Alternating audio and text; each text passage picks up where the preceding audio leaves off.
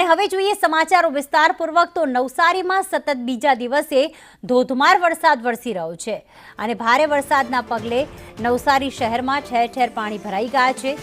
જલાલપોર ગણદેવી તાલુકામાં ધોધમાર વરસાદની શરૂઆત, ચીખલી, ખેરગામ, વાંસદા તાલુકામાં પણ વરસાદી માહોલ જામેલો છે। આ ઉપરાંત વિજલપોર, મંકોડિયા વિસ્તારમાં પાણી ભરાઈ ગયા છે। આશાપુરી વિસ્તારના રસ્તાઓ પણ પાણીમાં ગરકાવ થઈ ચૂક્યા છે।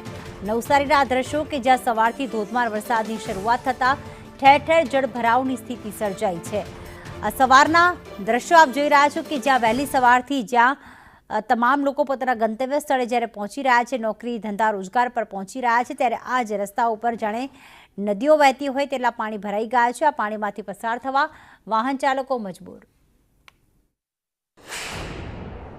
નવસારી જિલ્લામાં ફરી એકવાર મેઘરાજાએ જમાવટ કરી છે। 2 દિવસથી વરસાદી માહોલ નવસારી જિલ્લામાં જામ્યો છે। નવસારી શહેરની અંદર પણ વહેલી સવારથી વરસાદ વરસી રહ્યો છે।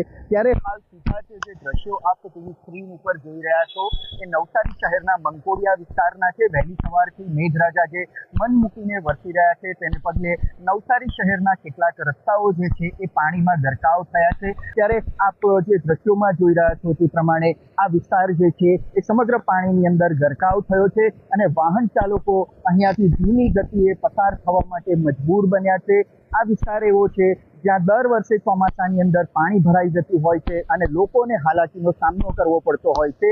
પરંતુ બીજી તરફ જો વાત કરવામાં આવે તો મેઘરાજા જિલ્લાના અન્ય તાલુકાઓમાં પણ મન મૂકીને વરસી રહ્યા છે। વાંસદા, ખેરગામ, ચીખલી તાલુકામાં પણ વરસાદી માહોલ જામ્યો છે। તો નવસારી, જલાલપુર અને ગણદેવીમાં વહેલી સવારથી સતત વરસાદ વરસી રહ્યો છે। રાજન રાજપૂત, સંદેશ ન્યૂઝ, નવસારી।